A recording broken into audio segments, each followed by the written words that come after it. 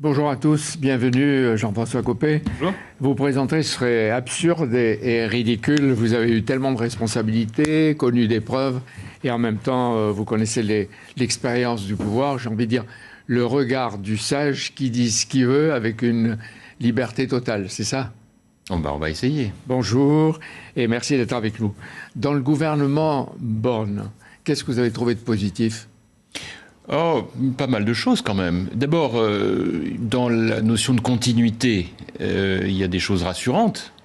La présence d'un Bruno Le Maire au ministère de l'économie, plutôt de nature à me rassurer sur une certaine solidité et une grande compétence. C'est-à-dire le tandem Attal-Bruno Le Maire. Bon, on va voir ce qu'il en est de Gabriel Attal, mais en tout cas, en ce qui concerne Bruno Le Maire, qui est celui qui a quand même porté notre politique économique, le moins qu'on puisse dire, c'est que dans la période qu'on a traversée, c'est plutôt rassurant de le voir là, même si des grands enjeux sont devant nous, avec la crise économique énorme qui se profile. Et il est d'ailleurs un des seuls à avoir tiré la sonnette d'alarme dans son camp. Nous le faisons depuis un certain nombre de semaines et de mois, car la réalité, c'est qu'il y a un rendez-vous de pouvoir d'achat, tout le monde en parle, mais derrière le pouvoir d'achat, il y a ce que les économistes appellent la stagflation, c'est-à-dire inflation importante et pas de croissance économique. Et ça veut dire quoi? Ça veut dire qu'il va y avoir des demandes fortes d'augmentation de salaire, ce qui est tout à fait légitime de la part des Français, sauf que vous avez été ministre du Budget, vous diriez oui aux augmentations de salaire? Non mais justement, j'y viens, c'est qu'en réalité, le risque, c'est que s'il y a des augmentations de salaire, ça va entretenir l'inflation, et que si ça entretient l'inflation, on va perdre notre compétitivité. Donc qu'est-ce qu'on dit? La seule solution, c'est d'assumer avec beaucoup de courage que si on veut augmenter les salaires, il va falloir produire plus, donc travailler plus, donc réformer le marché du travail, réformer nos structures économiques. C'est un énorme chantier. Je ne l'ai pas encore entendu annoncer comme une priorité gouvernementale. Alors positif, c'est Bruno Le Maire, puis c'est tout.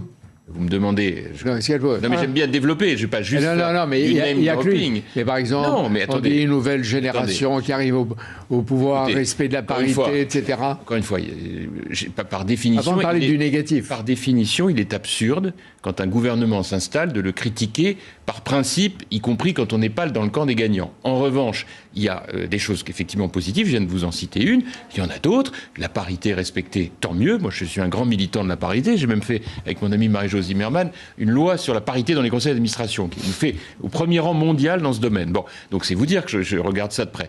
Après, il y a évidemment quelques interrogations et quelques inquiétudes. On va voir lesquelles tout à l'heure. Je me souviens que vous aviez demandé, il y a quelque temps, je crois que c'était au début avril, à Emmanuel Macron de réserver quelques ministères régaliens à des amis de LR ou qui ont été à LR. Vous avez Sébastien Lecornu aux armées, Gérald Darmanin à l'intérieur et Bruno Le Maire, que vous venez de souligner, dont vous venez de souligner la présence, à l'économie. Vous êtes gâté. Non, mais vous savez, enfin, vous m'avez forcément bien lu, donc c'est pas ce que j'ai dit. J'ai parlé, moi, d'un pacte majoritaire parce que je m'inquiète énormément de voir que la grande priorité absente de toutes les annonces gouvernementales, c'est ce que l'on appelle, pour aller vite, le régalien. Sécurité, justice, immigration, laïcité. Sur ces sujets, malheureusement, je ne vois rien et je n'entends rien. Et donc ce qui, moi, m'aurait paru avoir beaucoup de sens, c'était d'imaginer que LR, qui est un grand parti de gouvernement et qui est condamné à ne pas gouverner pendant 15 ans, si on reste comme ça, va perdre cet ADN. D'accord, mais la faute à qui s'il n'est pas un parti de gouvernement? Mais dans le pacte majoritaire, c'est-à-dire, vous l'avez dit, après les élections législatives... Et donc pas des débauchages individuels, c'est ça que je veux dire, pas des débauchages individuels, mais une approche collective après les élections législatives, après les législatives. Bon. C'est pour ça d'ailleurs qu'il faut qu'on ait le maximum de députés LR pour peser dans cette nouvelle Assemblée nationale. Et c'est vrai que ce que j'entends aujourd'hui des messages gouvernementaux laisse un champ énorme pour élire de nombreux députés de droite de gouvernement qui défendent, eux, ces questions-là, et sur lesquelles les Français sont très inquiets. C'est normal que vous le disiez, et ils seront peut-être plus présents qu'au moment des présidentielles. Le premier conseil des ministres du nouveau gouvernement se réunit demain à 10h. Dans le journal de dimanche, Elisabeth Borne annonce qu'elle lancera vite une rafale de décisions sur le pouvoir d'achat. Pour vous aussi, c'est la priorité des priorités. Encore une fois, je vous l'ai dit tout à l'heure, ce dont je voudrais être sûr, c'est qu'on va pouvoir le payer tout ça. Or, ça, c'est des annonces confortables. Il n'y a aucun effort dans ce qui est annoncé là. Ce sont des chèques supplémentaires. Or, nous sommes aujourd'hui, alors que nous sommes sortis de la crise Covid, et que donc on ne peut plus être dans le quoi qu'il en coûte, on continue encore de faire des chèques Macron, pour aller vite. Oui, non, mais ça m'inquiète parce que c'est payé, en fait, avec l'argent du contribuable. Mais qu'est-ce que l'on fait? Quelles sont les solutions? Quand vous avez la demande de la plupart des catégories sociales, vous avez 8 millions de Français qui sont dans la dèche. Qu'est-ce que vous faites? Alors, justement, c'est là-dessus que je pense qu'il faut que le gouvernement soit beaucoup plus clair, parce que c'est ça qui m'inquiète le plus. Je le répète, il faut absolument gager ces augmentations de dépenses publiques par des efforts supplémentaires en termes de production de travail, de réforme de structure. Il faut annoncer que dans le même temps... C'est ce que dit Emmanuel Macron. Il répète, non. Il a répété pendant la campagne. Le gouvernement aussi. Mais comment on va au-delà? Moi, finir, ça n'a pas d'intérêt. Non, il n'y a rien de tout ça, et vous le savez. C'est un grand rendez-vous manqué, cette campagne présidentielle. On n'a rien dit d'important. On n'a jamais assumé, et M. Macron n'a jamais dit qu'est-ce qu'il allait baisser comme dépenses de l'État, qu'est-ce qu'il allait réformer en profondeur. Or, ce sont des économies qu'il faut réaliser pour gager, pour financer ces fameux chèques de pouvoir d'achat. Dans l'urgence, face aux gens qui portent à la porte, qui frappent à la porte. Vous savez, l'urgence, elle va être permanente. Parce qu'en réalité, nous sommes rentrés dans un cycle long de ralentissement économique. Et ce cancer de l'inflation, si on veut l'enrayer, il faut très vite, il faut intervenir chirurgicalement par des réformes sur l'organisation du travail, du temps de travail, les retraites. J'en entends parler, mais je vois bien qu'on est parti sur encore de très longues concertations, alors qu'on sait tous depuis très longtemps ce qu'il faut faire et que ça aurait dû être un arbitrage immédiat. Bon.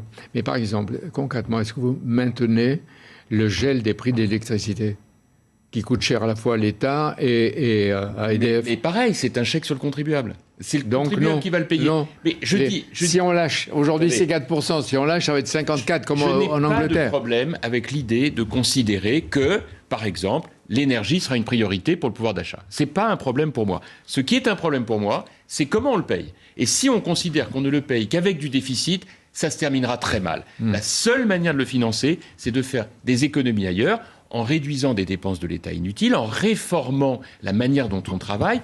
Il faut avoir le courage de dire aux Français que si l'on veut préserver notre pouvoir d'achat, il faut produire plus. Sinon, on dépendra du reste du monde et c'est là que les problèmes arriveront. Or, des augmentations de salaire, des chèques sur le contribuable, c'est des coûts pour la productivité des entreprises françaises. Le problème, c'est qu'on n'ose plus dire les choses dans notre pays parce qu'on a peur de tout. Et moyennant quoi, effectivement, quand arrive le moment des décisions, ça se termine par des blocages, des grèves, des incompréhensions vous savez ce que le bonheur des extrémistes. Vous avez été ministre du budget, vous savez ce que c'est. Quand on est dans l'opposition, c'est beaucoup plus facile de dire il faut.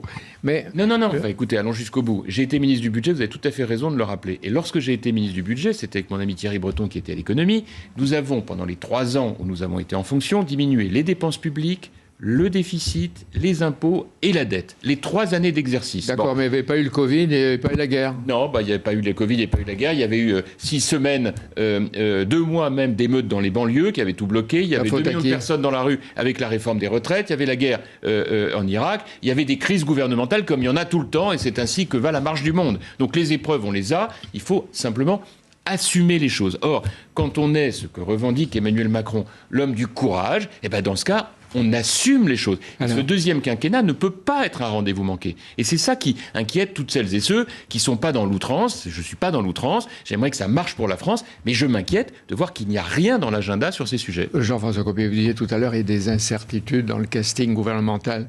Pourquoi, à votre avis, tous se concentrent sur le nouveau ministre de l'Éducation si vite et si violemment? Pas Diaye. Pourquoi? Parce que...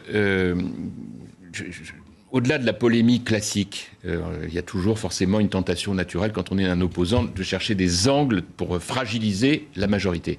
Moi, je ne suis plus tout à fait là-dedans, mais en revanche, c'est vrai que la vie n'étant pas une page blanche, quand un homme ou une femme est nommé à des fonctions aussi essentielles que le ministère de l'Éducation nationale, on regarde d'où il vient, ce qu'il a fait. Bon.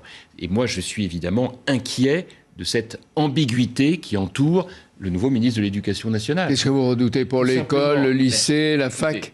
S'il y a un domaine dans lequel le ministre de l'Éducation nationale en France ne doit être d'aucune ambiguïté, c'est tout ce qui touche à la laïcité et à l'universalité. Bon. ce qui sont les valeurs mêmes, qui sont l'ADN du mode éducatif. Il est présenté comme un universaliste. Non, mais écoutez-moi, avec cette idée des Lumières.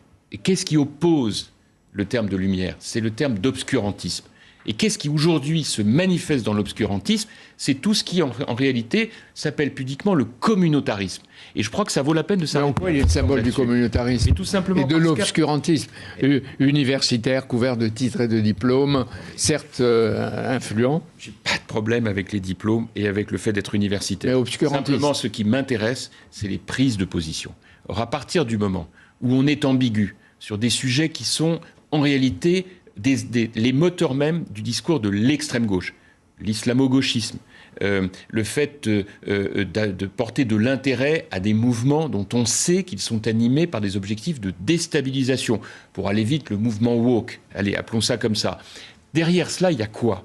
Il y a la réalité d'un discours qui est porté par l'extrême gauche. Or, je prétends qu'il faut combattre avec la même force les idées d'extrême droite que les idées d'extrême gauche. Et qu'il y a une tendance en France à considérer que sur les idées d'extrême gauche, on peut se permettre une certaine complaisance. Or, quand on est ministre de l'Éducation nationale, même si, encore une fois, je ne veux pas faire de procès d'intention, j'observe que le nouveau ministre de l'Éducation nationale est quelqu'un qui, par ailleurs, est peut-être tout à fait respectable, mais a eu des discours ambigu sur ces sujets, à contester, par exemple, les mouvements islamo-gauchistes dans l'université. C'est-à-dire que vous estimez que Frédérique Vidal avait raison il y a 2-3 ans de dire qu'il y avait l'islamo-gauchisme. Bien sûr, sauf qu'elle n'a pas été soutenue.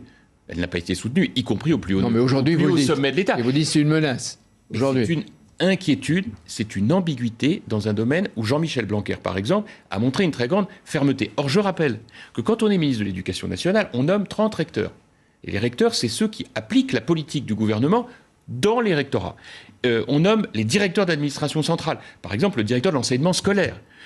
L'on regarde les programmes. Au conseil des programmes, au recrutement des professeurs. Je rappelle que cela concerne 1 million de fonctionnaires. 14 millions d'élèves, que de la même manière, il est ministre de la Jeunesse et qu'il y a donc un directeur de la jeunesse et de la vie associative. Sur ces sujets-là, je rappelle qu'il y a beaucoup de débats en ce moment, par exemple dans les salles de sport, par exemple dans les centres de loisirs et les centres de vacances. Est-ce que le nouveau ministre ou ceux qu'il va nommer vont être, permissifs, par exemple, par rapport à la question de la séparation entre les filles et les garçons, de toute une série de sujets qui sont extrêmement préoccupants et sur lesquels nous autres, maires dans nos villes, nous sommes très mobilisés parce que alertés par nos administrés. Et c'est ça qui aujourd'hui justifie qu'on s'en inquiète et il ne faut pas qu'il y ait d'ambiguïté dans ces domaines. Donc il faut qu'il s'exprime rapidement. On ne lui fait pas de procès d'intention, mais on dit attention les menaces aujourd'hui. Oui, mais il faut aussi surveiller ses nominations. Et enfin, derrière tout cela, il y a un homme qui l'a nommé, c'est Emmanuel Macron.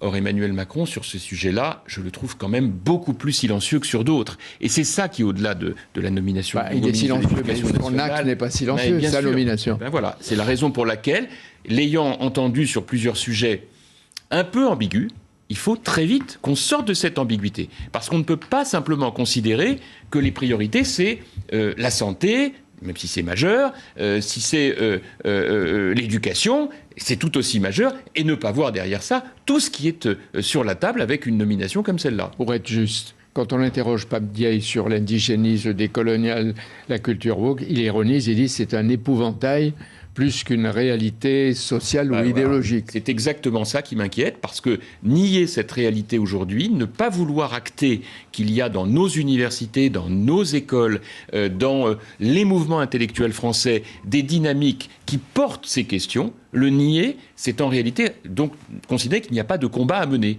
Et moi, je pense que ce combat, il faut absolument le mener avant qu'il ne soit trop tard. Parce que je fais partie des responsables politiques qui ont, par exemple, il y a quelques années, porté un combat pour l'interdiction de la burqa. J'ai dénoncé des comportements d'instrumentalisation de la religion à des fins de violence dans de très nombreux domaines et qui portent atteinte à tout le monde. D'abord aux valeurs de la République, mais aussi à nos compatriotes de confession musulmane qui ne demandent rien de tout cela et qui voient leur religion réécrite, ce qui nourrit l'extrême droite. Vous avez ici un habitué de vos plateaux, Zemmour, qui fait ça de manière assez... Il n'est plus là, il est méthodique. sur les autres télés. Oui, mais il a sa place parce qu'il faut être libre et écouter tout le monde, même le débattre. Et le combattre s'il le faut. C'est bien, vous avez dit ce qu'il fallait. Enfin, moi, je vous dis ce que j'en pense. Et donc, du côté de l'extrême droite, comme du côté de l'extrême gauche. Or, s'il reste encore des hommes et des femmes de bonne volonté dans le milieu politique, capables de dire les choses, eh bien, mobilisons-nous pour dire les extrémistes sont des deux côtés, extrême droite et extrême gauche.